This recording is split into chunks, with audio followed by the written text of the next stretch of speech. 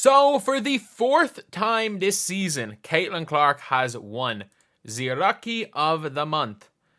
And do I think it's going to be her second Player of the Month?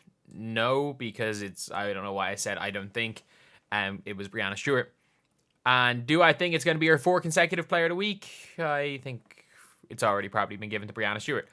But she definitely should have won 2 Players of the Month this season. And look, it is the most obvious choice in basketball history that Caitlin Clark is Rookie of the Year. And if you guys agree that Caitlin Clark is Rookie of the Year, if you guys agree with that, subscribe. We're trying to hit 36,200 by the end of the day, and we're 42 off. But there's never been a more obvious decision than Caitlin Clark being Rookie of the Year. Like, it's just, to argue otherwise is just like seeing 2 + 2 = 4 and arguing it's 5. Like, that is basically what we are arguing. Like, that's all I can say. That's what we're arguing. But at the same time, like, you just can't. You just cannot argue any other player for Rookie of the Year. And I think someone's going to do it, by the way. I'm going to make another video about this. I think somebody is going to vote Angel Reese Rookie of the Year. And it's not going to be one of the people. Anyone who is publicly voting will not vote. Will not say Caitlin Clark is losing Rookie of the Year. Because if you are... No, because again, it's not public. If you publicly are the person who stops Caitlin Clark going from unanimous Rookie of the Year, you are never getting anything in the media again. Your career is over. Your career is over. Like, it's not like that dude that voted for Carmelo Anthony that time, because he could have just been like, well, I didn't think it was going to be unanimous. That's all anyone's talking about is unanimous. It would be like a dude not voting for Steph Curry in 2016 when all anyone could talk about was unanimous. When the conversation is about, is this going to be the first unanimous MVP? Is this going to be the first unanimous MVP? Is it going to be the first unanimous MVP? Or is this going to be another unanimous Rookie of the Year? You don't want to be the person that stops it from being unanimous. And heck, I'm pretty sure Rebecca Lobo has said that age is her MVP. So they can't even argue the freaking 4th place voter anymore. Like, Rebecca Lobo publicly stated her MVP ballot. And again, she publicly stated it. I deliberated a lot between NECA and Alyssa Thomas. Ultimately gave NECA the edge. That's my W first team, in fairness. That is my all W first team. But, like, this is the annoying thing, is, like, everyone's going mad. People are actually going mad being like, why do you have more than A'ja Wilson in your ballot? It's like, obviously, no one is going to not vote for A'ja Wilson for MVP. The reality is that she's probably, like, not probably, like, if she wasn't robbed last year, like, if there was voter fatigue, I think that this is a close race. I actually think this is a close race. If, for example, she was off back-to-back MVPs. I think that there's a situation where, would you mind sharing 2023? I actually don't think she was the 4th place voter. That's the funniest part about this. I actually, yeah, supposedly she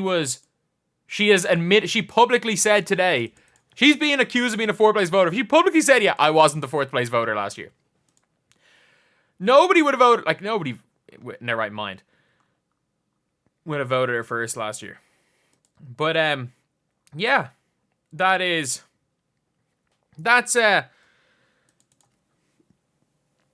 pretty much, like, it has to be. It just has to be a wrap. It just has to be. And, like, obviously, Rookie of the Year is a wrap. Obviously, nobody in their right mind is going to vote for Caitlin Clark. But the problem is, I legitimately think, or not vote for Caitlin Clark, is going to vote for Angel Reese. I genuinely have a feeling that there are going to be people. I genuinely think there are going to be people that vote for Angel Reese that aren't in their right mind that have votes. Like, I'm looking at some of the people that have, like, posted their votes and that have votes. Some of the, like, people I thought were just toxic WNBA accounts. Because the reality of this is there are so many toxic accounts on Twitter. Some of them I didn't realize are media members with votes. Like, some of the people that, like, everyone's like, oh, geez, why are the WNBA, like, promoting X, Y, and Z person? Some of them people that you're shocked to find WNBA are promoting have votes. It wouldn't surprise me if Cheryl Swoops has a vote.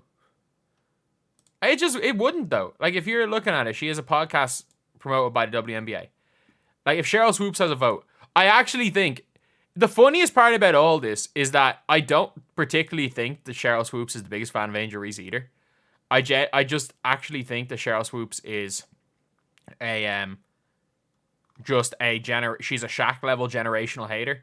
I think she's one of those people she's one of those we were all better back in our day. No one's going to be as good as us. I think that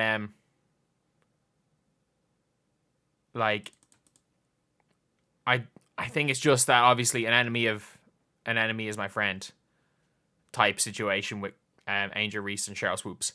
But yeah, like, she averaged 22, 5, and 9. The only reason why she wasn't player of the month again, because, like, obviously statistically she was better. And for people saying, oh, like, Stewie got pulled in the last game, like, so did Clark. The whole thing is that the Fever were not the best in the month of September.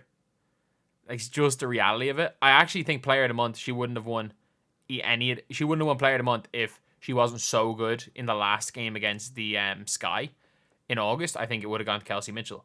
But, like, in the month of September, they beat the Wings, beat the Sparks, lost to the Lynx, beat the Dream. So what were they? They were 3-4-3 or 4-4. Yeah, they were 4-4 in September. So I don't think that's not a good enough record to be player of the month. Albeit, like, other than the last loss to the Mystics where the Grey team played them, the losses were against the Aces and the Lynx. They beat everyone who they were meant to beat. And that's the one thing I will say about post-Olympic break Fever. They beat everyone who they were meant to beat. The only losses they had, other than the last game, which doesn't count, were against the Lynx and the Aces. Yeah, obviously, if you're going to win a championship, you got to beat everybody. But also in the regular season, beating who you're supposed to beat is the most important thing. And the Fever actually, other than Fever had 3 bad losses this year. They lost once to the Sky when they should have won it, and then the Wings and Mystics games right before the break. Other than that, like, they really beat who they were meant to beat most of the time. Like, they were what? Obviously, they were 2-2 against the Mystics, but they were 4-0 against the Dream. They were 2-1 against the Wings. They were 3-1 against the Sky. They were 2-1 against the Sparks. I think they only played them 3 times. So, like, they were beating the bad teams. They were beating them. So, that is a big thing there. Either way, that is the video. Thank you guys for watching. Please like, comment, and subscribe.